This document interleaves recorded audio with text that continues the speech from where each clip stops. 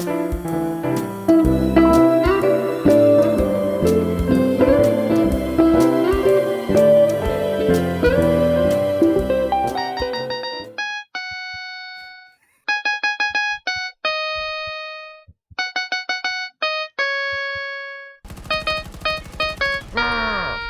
God damn it!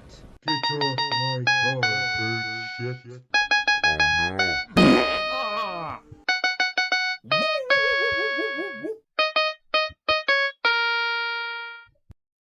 A Plague Tale Requiem is the direct follow-up to 2019's A Plague Tale Innocence. For those of you who haven't guessed, these games take place during the deadliest pandemic in human history, the Black Plague, specifically set here in 14th century France. In reality, the plague was an airborne bubonic disease easily transmitted by rats and fleas. In these games, however, the plague is an outbreak of deadly rats, literally billions of swarms hunting down and feasting on anyone or anything they catch. There is hardly a presence of a pandemic, so to speak, at least not comparable to the destructive forces of nature present here. These rats are born deep underground by an ancient supernatural evil known as the macula, which acts as sort of a hive mind for the rats and its current carrier, Amicia de Rune's younger brother Hugo. They are nearly unstoppable, but are susceptible to light. I know what you're thinking. Sounds like something that would come from a Stephen King book. As Amicia, it's your job to protect Hugo from getting killed or kidnapped while you attempt to find a cure for his disease so you can stop the rats from basically taking over the entire world. A Plague Tale Requiem is more or less the same continuation of Innocence, both in terms of narrative and gameplay. These games are part stealth, part puzzle, but mostly puzzle, which I'll explain why in a little bit. I feel like I may have accidentally spoiled the story a little too much for your sake, so I'll just stop right there, but I will say one more thing regarding the story are the characters, all of which I found very likable and endearing in their own way. Amicia, the series protagonist, is starting to feel the effect of taking lives and begins to have started struggling with her own emotions as she progresses, spiraling downward into all the madness she's been putting up with. This game has actually put more emphasis on her character than before.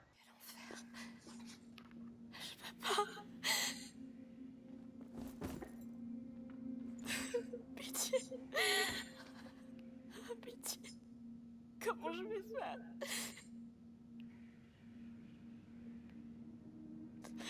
Pitié. Je peux pas.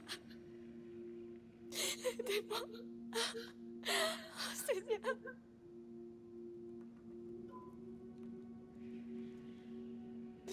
Oh. Arrête. Arrête. Lève-toi. Lève-toi et vas-y.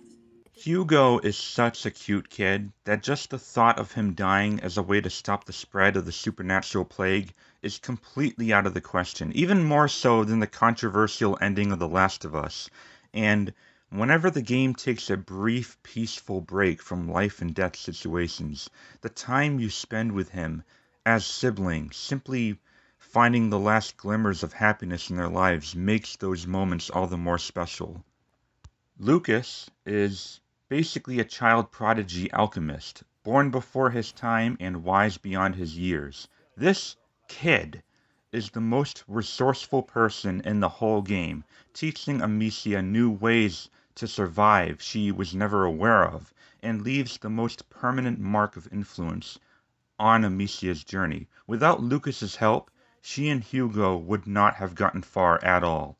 Antagonist turned powerful ally Arnaud is a wanted outlaw banished from knighthood on orders of the Count. Although he can have his own reasons for accompanying Amicia, he remains a very loyal supporting character who becomes more and more noble to the very end, and Hugo often brings out a protective father figure in him when involved. He is the fighter of Amicia's companions, being able to provide muscle against overwhelming odds. Bonjour. Il est beau ton bouclier. Il fait son travail. Il m'a sauvé plus d'une fois. Oh, j'aime bien l'oiseau dessus. C'est un griffon. Moitié lion, moitié aigle. Donc tu as moitié raison. C'était mes armoiries. Le courage et la ruse. C'est tout moi. Nos armoiries, c'est un arbre. C'est aussi un bon blason. Force, stabilité, sagesse. Ouais, c'est tout à fait nous. Allez, viens, Hugo. Il est drôle. On dirait un ours. Il en a l'odeur aussi. Lastly, there is Arnaud's trusted partner, Sophie. More honest than the average pirate, Sophie is also often the voice of reason, able to keep Amicia and Hugo emotionally composed in hard times. She is also the most cunning and an expert at improvising against danger with a prism that can either distract guards by creating small brush fires or keeping rats at bay as they move when the prism is shined on a light source. A Plague Tale Requiem succeeds where most games fail at in their narratives. Every character you're with has a reason why they are there and the unique roles they play, not just in the story but in the gameplay. They all each serve a vital purpose similar to each of the spirits in Spiritfarer do. Regardless of one's opinion of the game's abrupt or maybe even disappointing ending by some, I still find the rest of the story to be great, because the characters are great. Across the 15 to 20 hour long game are a fair amount of collectibles to find that really help add more context to the game, from something as simple as Hugo's love for flowers and bird feathers, to unique points of interest that open up a new layer of story to help us feel more connected. I definitely say the game is best played when exploring thoroughly. At times, the views alone can make the exploration rewarding. The graphics, textures, lighting, sound, and music are all pretty top notch as well, considering this is a relatively low budget studio.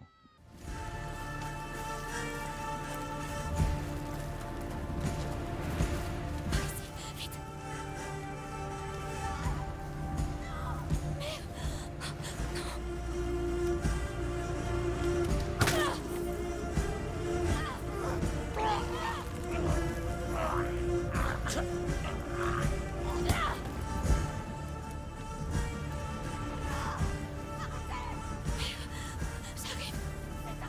Vite. Épargnez-les. Par pitié. In case you may haven't noticed already, Requiem plays nearly identical to Innocence. They're almost like a hybrid of sorts. They're puzzle adventure, survival stealth games. It's all those genres wrapped around a very story-driven core, and its gameplay completely changes and adapts to the surrounding environments. However, your options on how to pass each encounter now is opened up more this time around. You now have 3 styles of play that you can level up with new perks depending on how many soldiers you decide to kill and how many you let live when you leave a hostile zone. Prudence is when you kill less than a third, aggressive is when you kill more than a third, and opportunist means you only kill about half of them, only killing when necessary basically. For your ranged weapons, including simply using your hands to throw, is your trustworthy rock sling, oil pots, or even the crossbow, and I like how they can all equip different craftable alchemy ammo. Ignite is primarily used to illuminate safe paths through rats, as well as stick light sources to a side of wood by igniting a crossbow bolt. Do you like to play with fire? Extinguish is pretty self-explanatory. It's a dirty trick to turn patrolling guards into rat food. Tar is a sticky, oily, flammable substance that can be lit up with Ignite, wherever or whoever you throw it on. Lastly, there is Odor, a scent bomb that attracts rats away from you so you can run by, even in unlit areas. Once you finish the game for the first time, you'll unlock New Game Plus, which can give you a chance at maxing out all your different skills and playstyles, as well as a chapter selection, which does a decent job letting you know what you missed in each chapter. I really love how many tools you can use at your disposal that can be used to distract, stun, or even set up traps for guards to walk into, as well as how there are different soldier varieties that can be invulnerable to certain basic actions and will need an alchemic element or two to expose their heads or their bodies or whatever. At least when spotted, these types of combat encounters play out like puzzles themselves, and will often pressure you to make split-second decisions based on what you have and what you see. While the gameplay may seem limited and rather basic, it's contrarily more diverse than meets the eye.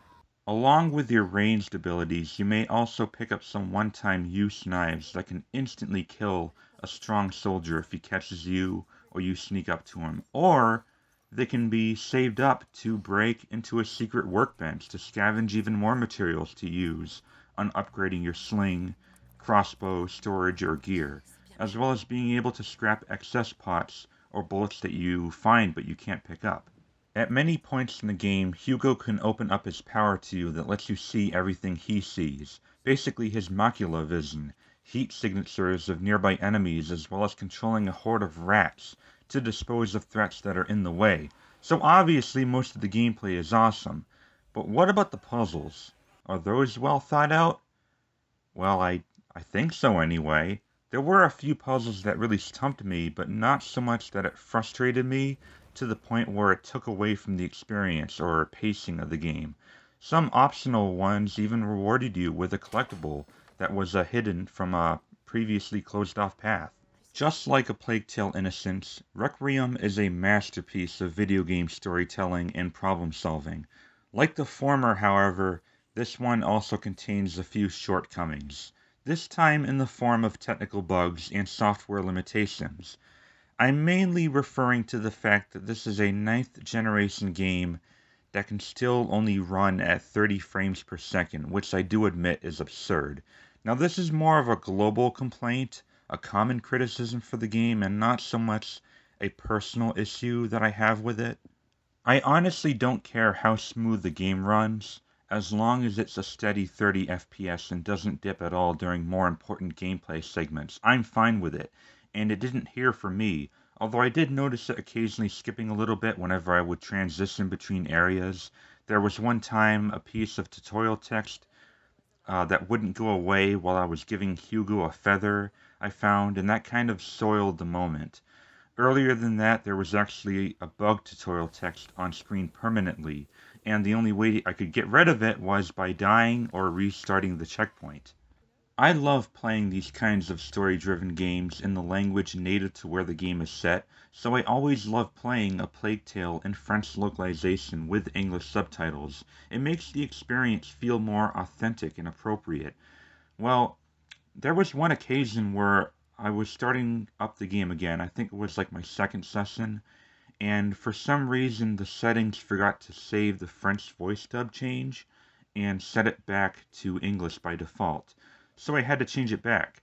Funny thing is, I didn't realize the difference until probably a good half hour later when Amicia says, "Amen" doesn't mean thank you in clear as day English. You can go now. Thank you. Amen. Amen doesn't mean thank you, you know? Ah. Let's talk to him. I suppose that's just how great the voice acting is on both languages that I didn't even notice. Almost as if it didn't even matter what language it was. One last big nitpick I have to point out, the lip sync connoisseur that I am, is, well, do I even need to say it? Just look at him. C'est parce que tu es très important. Majesté nous permet-elle d'entrer dans la ville à ses côtés? Alors, il y a quelque chose qui te plaît? Je crois que tout me plaît ici. And that is all the bad things I have to say about A Plague Tale Requiem. Not a bad sequel now, huh? And now for my final score. Even at its worst, A Plague Tale Requiem has all the appreciative charm of a modestly budgeted, flawed but heartwarming adventure, and at best, it's a strong Game of the Year contender, a compelling story with gripping moments from start to finish. My final score for this game is a 9 out of 10. If you were worried or skeptical about whether or not this game is worth it, I can assure any fan of the first game that it is. You may not want to, though, if you didn't care for the first game.